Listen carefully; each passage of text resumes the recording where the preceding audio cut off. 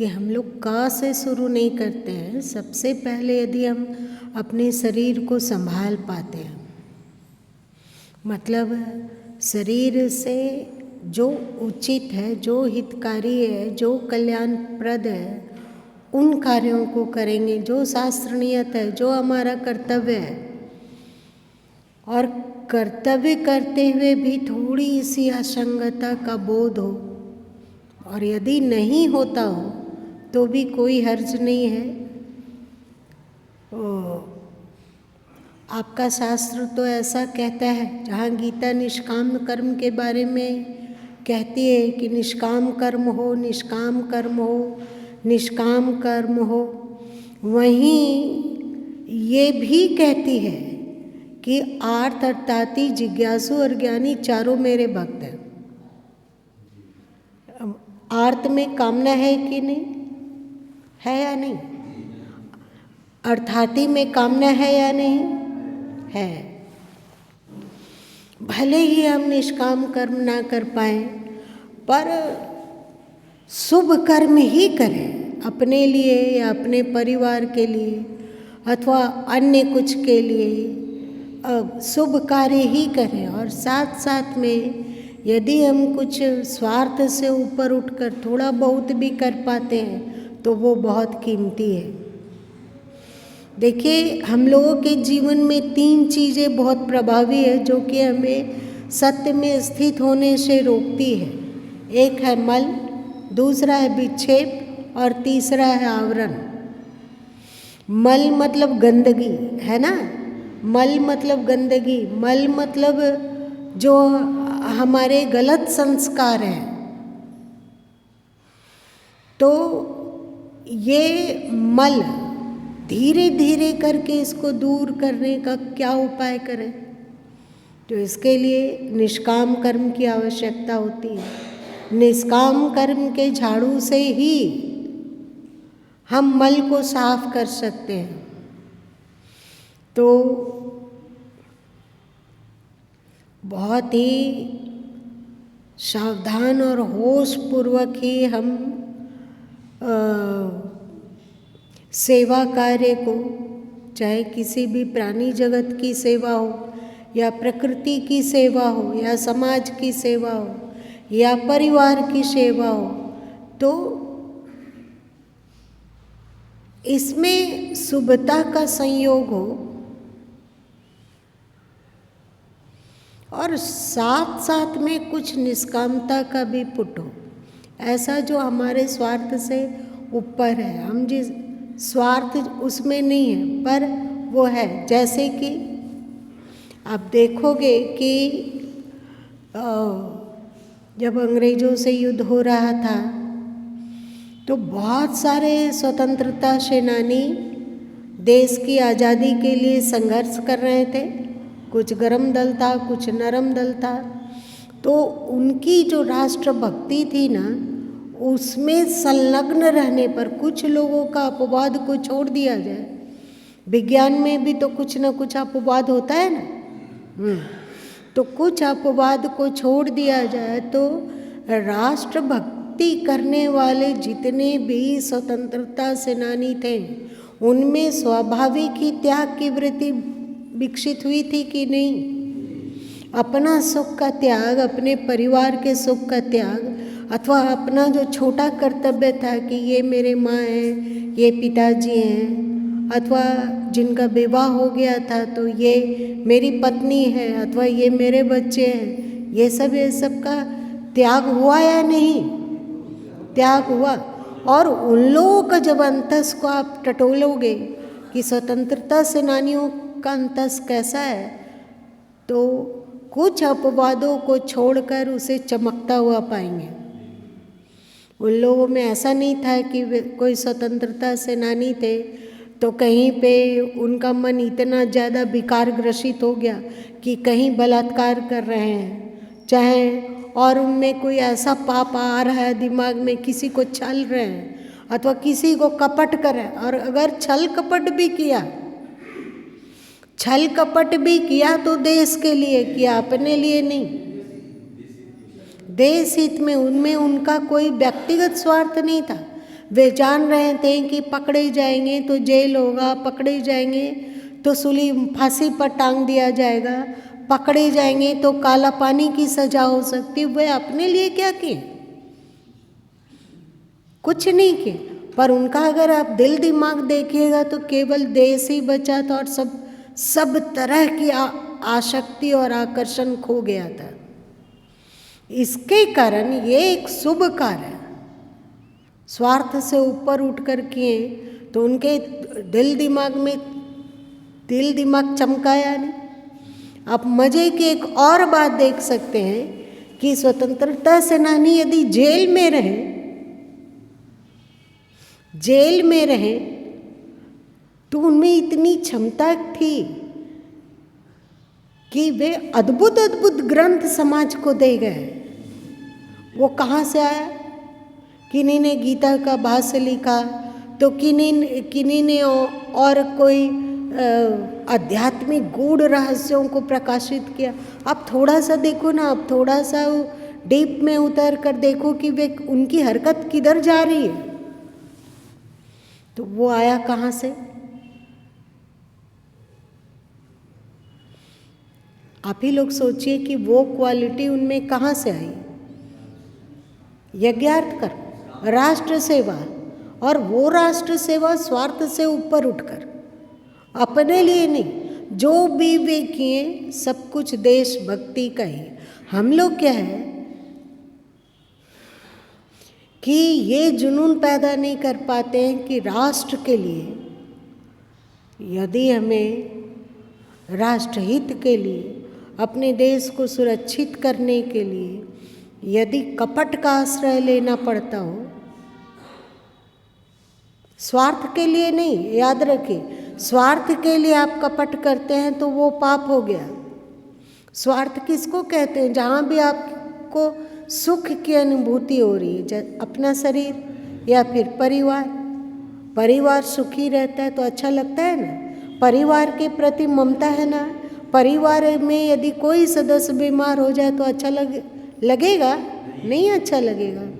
तो ये सब मोह से ऊपर उठकर वे केवल देश में डूब गए जिसमें कोई स्वार्थ नहीं था। बच्चे सुखी हों इसमें स्वार्थ है कि हमें अच्छा लग रहा है, पत्नी सुखी हो, पति सुखी हो, अथवा परिवार के अन्य सदस्य सुखी हो, इसमें स्वार्थ है। अथवा मेरा शरीर सुखी हो, हम आराम से रहें, लग्जरी जीवन जिएं, ये सब स्वार्थ है। लेकिन देश के लिए क्या उनको ऐसा था कि वे देश आज़ाद हो जाएगा तो वे प्रधानमंत्री बना दिए जाएंगे या गृह मंत्री बना दिए जाएंगे या फिर उनको कुछ ऊंचा पोस्ट मिलेगा, देश आज़ाद हो जाएगा तो उसके सिर पे ढेर सारा खजाना उड़ेल दिया जाएगा? ऐसा कुछ था क्या? कुछ नहीं था। तो ये निष्काम कर्म करने पर उनमें कुछ बहुत ज़्यादा दिव्यता आ गई। उनकी हिंसा देश के लिए थी, उनका कपट देश के लिए था। अब देखिए, द्रोणाचार्य जी तांडव मचाने लग गए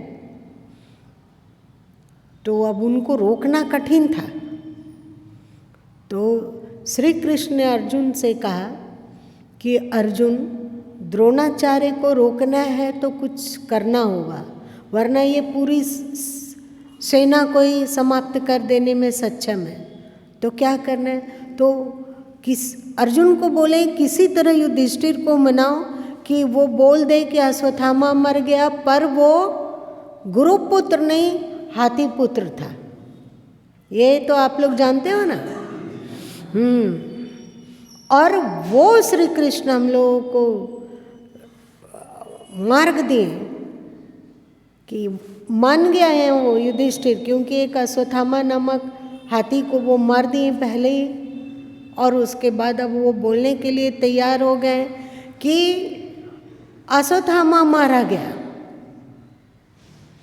ये बोला युधिष्ठिर, और द्रोणाचार्य जी सोचे ये तो महासत्यवादी है, ये झूठ नहीं बोल सकता। वे घबरा गए। लेकिन युधिष्ठिर जो अगली पंक्ति बोले कि लेकिन वो गुरुपुत्र नहीं हस्तिपुत्र था। उस समय श्री कृष्ण ने जोर से शंख बजा दिया कि द्रोणाचार्य जी आधा लाइन को तो सुन पाए पर पूरा लाइन को सुन नहीं पाए। इतना जोर से उन्होंने शंख बजाया कि उसमें युधिष्ठिर ने जो कहा वो आवाज गुम होके रह गई। तो श्री कृष्ण को पाप लगा क्या? क्यों किया? श्री कृष्ण ने मानवता की रक्षा के लिए किया ना। ऐसे ऐसे धर्म के नाम पर अलग अलग प्रपंच को पकड़ने वाले ये लोग देश के दुश्मन हैं। कई बार तो गुरु माँ बोले कि देखो आप भीष्म पितामह को ही ले लीजिए, परम अच्छे हैं, बहुत अच्छे हैं, लेकिन अपनी प्रतिज्ञा पूरी करने के लिए वे राष्ट्र को जहन्नुम में झोंक सकते हैं, कुछ भी उल्टी सीधी चीज को स्वीकार कर सकते हैं। वहाँ यदि गुरु माँ होते तो सोचते कि कोई बात नहीं, यदि हम ये दुष्टों का साथ नहीं देते हैं तो हमको पाप लग जाएगा, प्रतिज्ञा टूट जाएगी, नरक में चले जाएंगे। तो वे जरूर सोचते कि कोई बात नहीं, यदि मेरे नरक में जाने से इतना नरसंहार बच जाता है तो क्या हर्ज है? कोई हर्ज है क्या? थोड़ा दिन पृथ्वी पे रह गया, थोड़ा दिन ईश्वर के पास थे, एक बार नरक की यात्रा भी करके देख लिया जाएगा। पर ये भीष्म पितामह नहीं सोचे। तो ऐसे लोगों को जिंदा रहने से धरती का हित होता है कि अहित होता? अहित होता। ये द्रोणाचार्य हैं, अपने पुत्र मोह में कुछ भी कर सकते हैं, किसी को भी काट सकते हैं, किसी को भी मार सकते हैं, थोड़ा सा सैलरी के लिए कि नहीं हमको पैसा मिल रहा है, हम ये सब कि नमक खाएं नमक खाएं नमक खाएं। अरे नमक का मतलब क्या है? जब तक हम नमक खा रहे थे तब तक तुम्हारा हित ही किए। अब तुम्हारी प्रवृत्ति और तुम्हारी अभिरुचि और तुम्हारा कार्य मानवता विरुद्ध है, तो हम ना तुम्हारे नमक को खाएंगे और ना ही तुम्हारा साथ देंगे। वे नहीं कर सकते थे क्या? तो आप बताइए, द्रोणाचार्य जी एक पापी थे कि पुण्य आत्मा थे? और एक कर्ण महोदय है, एक दिन और इस पर चर्चा चलिए ना। कर्ण महोदय तो कठिन समय में दुर्योधन ने हमारा साथ दिया, उन्होंने राज्य दिया, बहुत अच्छा, आप राज्य को वापस कर दीजिए कि तुम ऐसा पाप करो, हमें तुम्हारा दिया हुआ राज्य नहीं चाहिए। होना चाहिए था कि नहीं? तो ये पृथ्वी के बोझ लोग हैं या क्या है? क्या है? तो श्री कृष्ण ने कपट किया, लेकिन उनका कपट धर्म संगत था, वो स्वार्थ से ऊपर उठकर था। अर्जुन ने युद्ध किया, परंतु वो युद्ध उनका स्वार्थ के लिए नहीं था, वो युद्ध था मानवता की रक्षा के लिए, वो युद्ध था इन पापियों को धरती से ऊपर उठा देने के लिए। वे लोग हाथ जोड़े, अर्जुन गिड़गिड़ाए कि हमें कम से कम जीवन निर्वाह का 5 राज्य दे दो। पूरा समस्त राज्य जो था वो उनके पिता पांडु का था ना, और आज उनके बेटे इतना मांग रहे हैं कि केवल जीवन निर्वाह हो जाएगा, लेकिन वो नहीं दिया। और जो एक राज स्त्री की, मतलब राज परिवार की रानी का भरे सभा में असम्मानित कर सकता है, चीरहरण कर सकता है, उस पर क्या भरोसा? ऐसे लोग अजीब हैं, ये धरती के कलंक हैं। ये लोग अपनी दुष्टता के लिए, अपना स्वार्थ पूरा करने के लिए, दुर्योधन ने भी छल करके अर्जुन को हराया था, हराया कि नहीं? हराया था, लेकिन वो पाप था।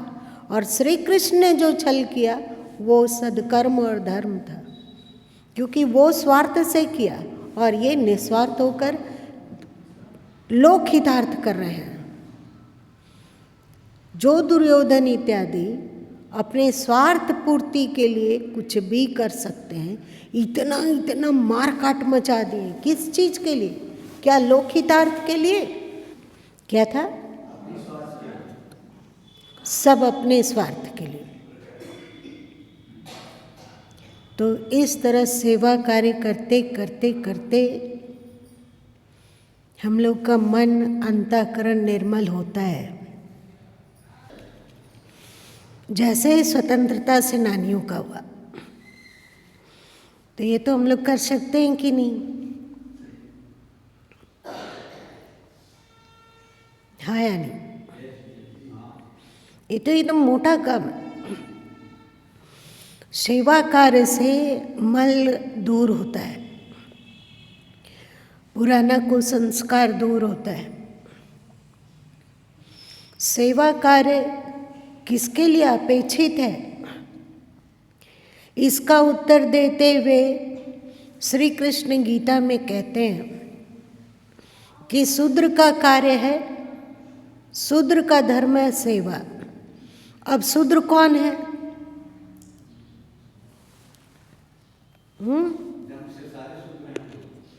जो देह में आसक्त है, जो देह के लिए ही जिंदा है, देह के सुखों के अतिरिक्त जिसे और कुछ नहीं दिख रहा है, वो शूद्र है।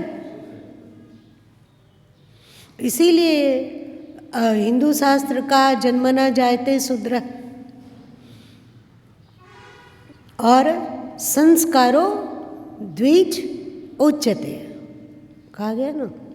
जब हम संस्कार का प्रचालन कर लेते हैं तो हम द्विज बन जाते हैं।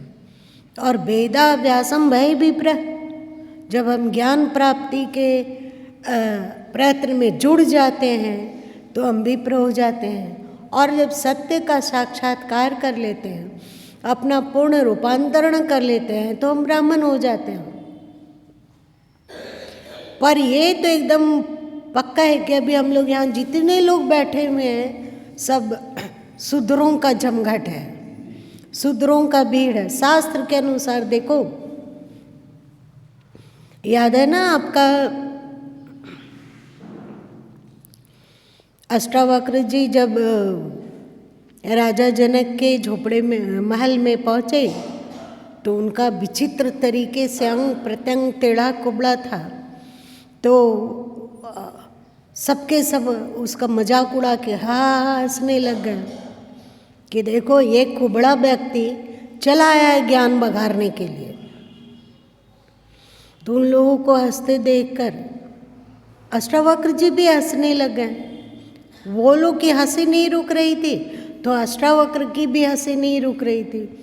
राजा जनक चिढ़ते हुए बोले कि तुम हंस क्यों रहे हो?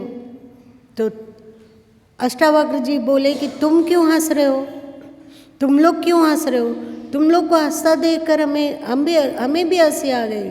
आप लोग क्यों हंस रहे थे? तो वो कि तेरा ये कुबड़ा शरीर और एक कुबड़ में आए हो ज्ञानियों लोगों की सभा में, तो तुम्हें देखकर किसे हंसी नहीं आएगी?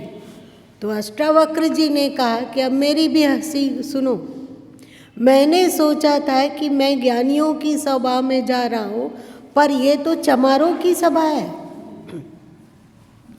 चमार किसको कहते हैं? जो चमड़े में आसक्त हो वो चमार है।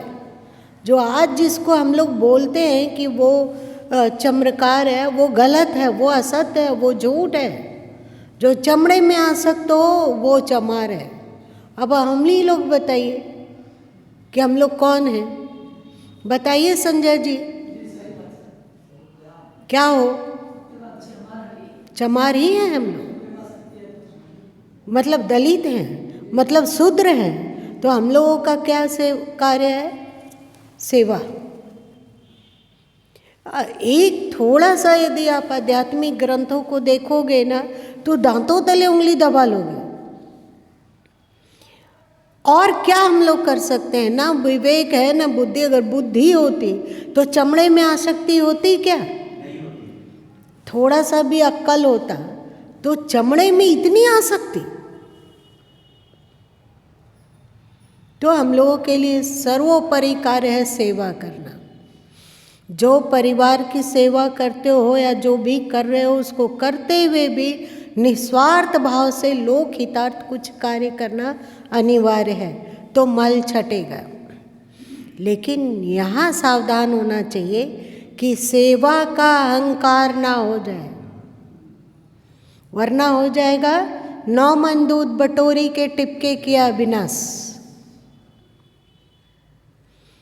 टिपके किया विनाश। तो जब सेवा कार्य बढ़ते बढ़ते बढ़ते बढ़ते बढ़ते बढ़ते बढ़ते हम वैश्य बनते हैं, तो वैश्य लोग का क्या वहाँ धर्म बतला दिया गया?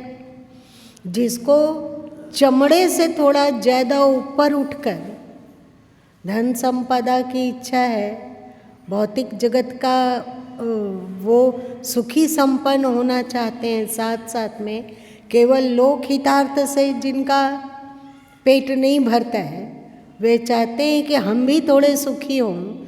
ऐसे लोगों को श्री कृष्ण बतलाएं एक क्या, गौ सेवा। गौ सेवा में कि ये सेवा तो है ही, ये गौ की गायों की सेवा तो है ही, साथ साथ में आप पढ़ोगे गीता को तो देखोगे उन्होंने गौ नहीं बोला, गो बोला है, गो, गौ सेवा। पढ़ के देख लेना कल। इसका अर्थ होता है इंद्रियों की सेवा, अथवा इंद्रियों में जो शक्ति प्रदाता है उसकी सेवा। आप बताइए, आप आँखों की सेवा कैसे करेंगे? जिससे कि आँखें सार्थक हो, उसका सदुपयोग हो। आँखों की सेवा के लिए आँखों का हित होना चाहिए कि नहीं? तो आँखों का हित कैसे होगा? कुदृश्य देखकर या सुदृश्य देखकर? सुदृश्य आँखें देखेगी तो आँखों की सेवा हो गई। कान है, कान की सेवा कैसे होगी? अच्छे वचन यदि इन कानों से सुनते हैं तो फिर ये कान की सेवा हो गई। गौ सेवा नहीं है क्या? देख लीजिए। नाक से आप सही गंध ही ग्रहण करते हैं, ये नाक की सेवा हो गई, है ना। जीभ की सेवा, आप हितकारी भोजन लेते हैं, सात्विक भोजन लेते हैं और उसी में जीभ को संलग्न करके रखें, जैसे कि शरीर स्वस्थ हो और आप शरीर से अच्छा अच्छा काम कर सकें, ऐसा ही स्वाद जीभ में दे रहे हैं, तो क्या ये जीभ की सेवा नहीं हुई? है ना। अब बताइए, इसी तरह की त्वचा की है, तो त्वचा को स्पर्श क्या इसके लिए उचित है, हितकारी, और क्या अहितकारी है? त्वचा से ही हम जान पाते हैं कि अभी ठंड लग रही है कि गर्मी लग रही है, अथवा पैर आग में रखा जा रहा है या बर्फ में रखा जा रहा है, स्किन से जान रहे हैं कि नहीं? तो इसको धर्म संगत मार्ग में लगाना, यह त्वचा की सेवा हो गई। इसी तरह सब इंद्रियों की सेवा है। वाक का हम सदुपयोग किए तो वाक की सेवा हो गई। अब आप लोगों में से हम बताइए कि आप लोग चाहे जैसे भी हो, किसी भी रूप से आए हैं आप यहाँ पे, तो कहीं न कहीं आपके दिल दिमाग में गुरु माँ के प्रति भक्ति होगी, है ना। गुरु माँ के प्रति भक्ति होगी। तो गुरु माँ कहते हों, उनका तबीयत बिल्कुल बिगड़ा हुआ हो, बिल्कुल खराब हो, उनकी स्थिति अच्छी ना हो, और वे इच्छा करते हों कि हमें कटहल का पकौड़ा ला दो, उसको हमें खाना है, तो तुम लोग क्या करोगे? हाथ जोड़ोगे ना कि हम ये नहीं कर सकते, ये हमसे नहीं होगा। आप ये क्या बोल रहे हैं? ऐसा नहीं। अगर गुरु माँ कहते हो कि हमें चलो तुम लोग और कुआं में ठंडा पानी वाला नाद में धकेल दो, तो तुम लोग क्या करोगे? कौन कौन तैयार होगा? कोई नहीं तैयार होगा। तो वैसे ही आपकी इंद्रियां हैं, ये भी तो प्रिय है ना, तो ये गलत मांग करेगी तो आप नहीं दोगे। यही तो सेवा है कि आप गुरु माँ कहेंगे कि नहीं हम जलना चाहते हैं, आत्महत्या करना चाहते हैं, जहर ला के दे दो, तो क्या आप लोग दे दोगे? नहीं दोगे कि नहीं, जो पाप लगेगा आपकी बात काटने का सो हम सब सह लेंगे, पर जहर नहीं दे सकते। तो वैसे ही जैसे गुरु माँ प्रिय है, वैसे ये इंद्रियां भी तो प्रिय है, तो ये गलत सलत मांगेगी तो इसको नहीं देंगे।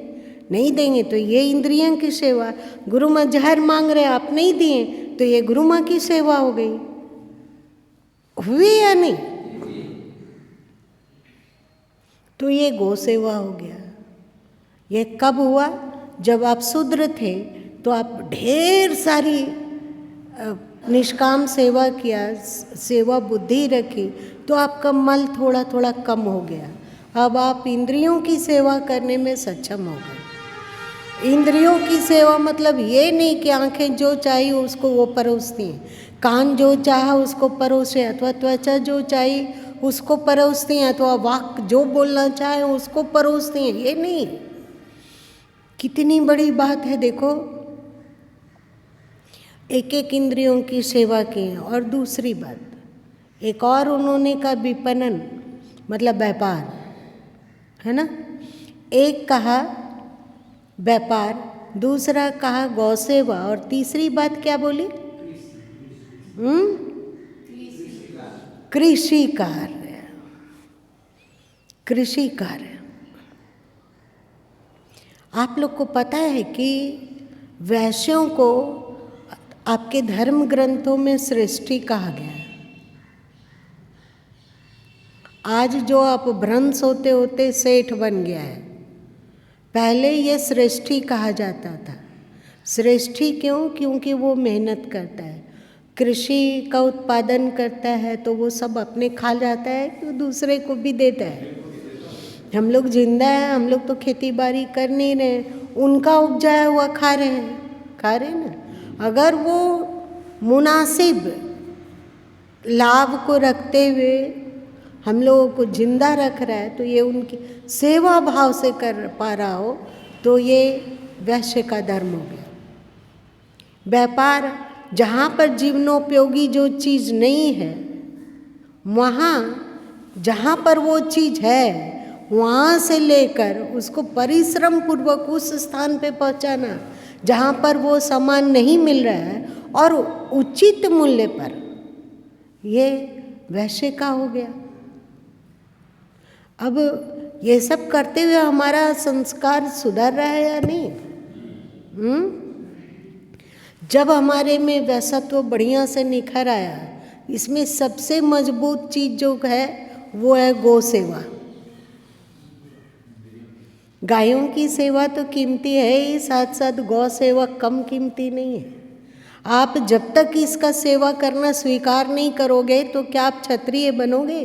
और क्षत्रिय में भी आप देखो कि वहाँ क्या धर्म है, तो दान होना चाहिए, दम होना चाहिए। दम मतलब इंद्रिय निग्रह होना चाहिए। अजीब अजीब बात है। आप क्षत्रियत्व में जाओगे तो अपने कुसंस्कारों पर अब विजय प्राप्त करने की क्षमता आ गई आपको। अब आप अपने दिल दिमाग में जो गलत विचार, गलत अज्ञान अथवा दुष्ट नीति भरी हुई एक एक करके सबको खदेड़ देंगे। अब हमारे में इतनी ताकत आ गई है, आएगी कि नहीं? आप लोग देखो।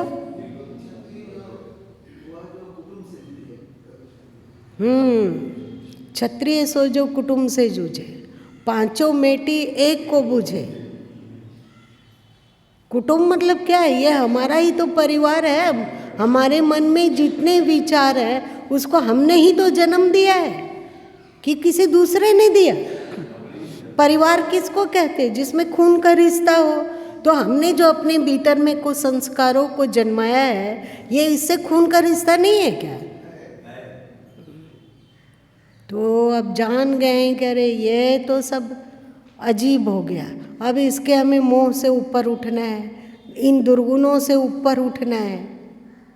और देह से जो जन्म लिया, चाहे बेटा हो या बेटी हो, वो उससे संबंध हमारा इतना ही देन का है।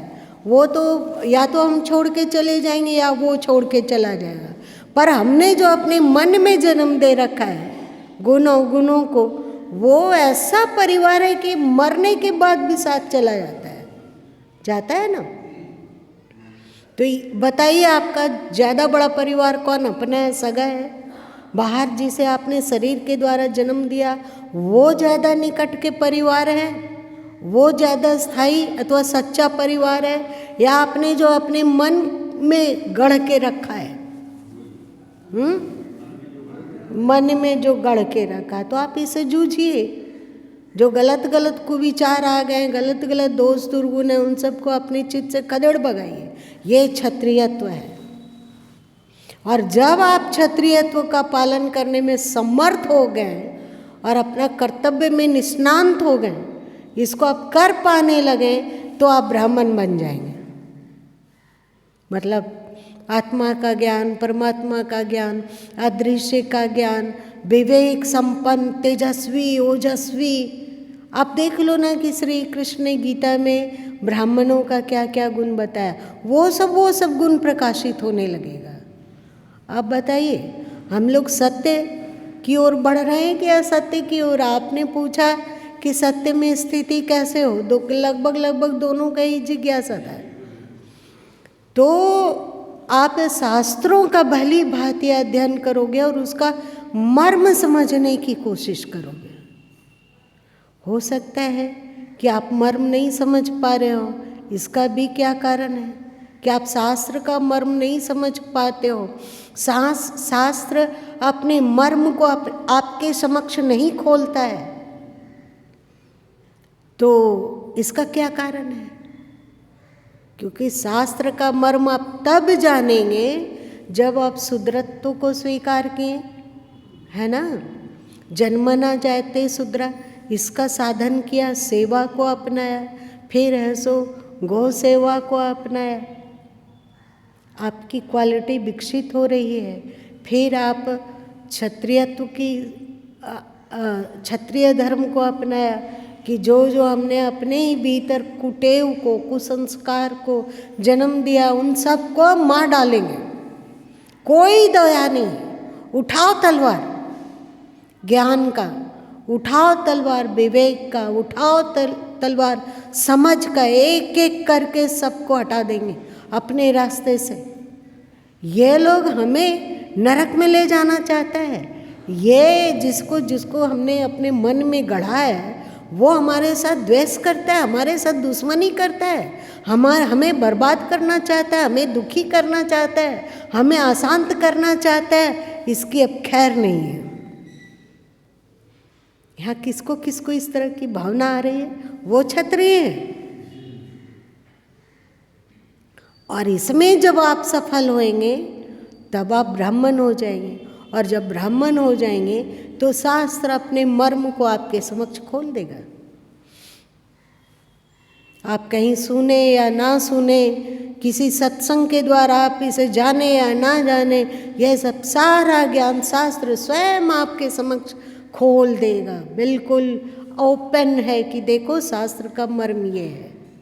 ये सत्य में स्थिति की क्षमता विकसित हो जाएगी।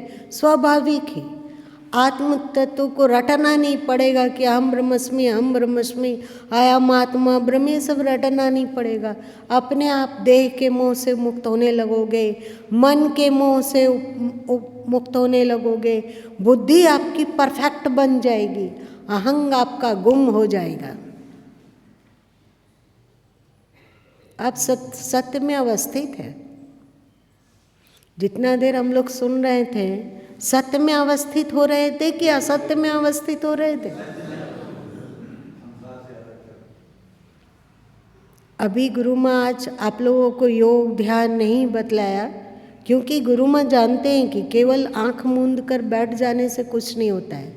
बगुला भी तो बहुत देर तक आंख बंद करके बैठा रहता है, तो खड़ा रहता है, वो भी एक टांग पर। हम लोग उस तरह थोड़ी तब कर सकेंगे। ध्यान ध्यान ध्यान ध्यान ध्यान ध्यान ध्यान ध्यान उतना आवश्यक नहीं है जितना कुसंस्कारों को मिटाना आवश्यक है। ध्यान जब कुसंस्कार मिट जाएंगे तो स्वाभाविक ही ध्यान होगा। और ध्यान नहीं भी होता हो, यदि हम लोकहितार्थ में ही डूबे रहते हो, लोकहितार्थ निस्वार्थ भाव से सेवा भाव ही अपनाए रहते हो, तो अपने आप आएगा बिना ध्यान किए। ध्यान में जिस स्थिति पर पहुंचा जाता है वो स्थिति अपने आप आएगी बिना प्रयत्न किए। ये गुरु माँ अनुभव से कहते हैं, डंके की चोट से कहते हैं, जानो इसे।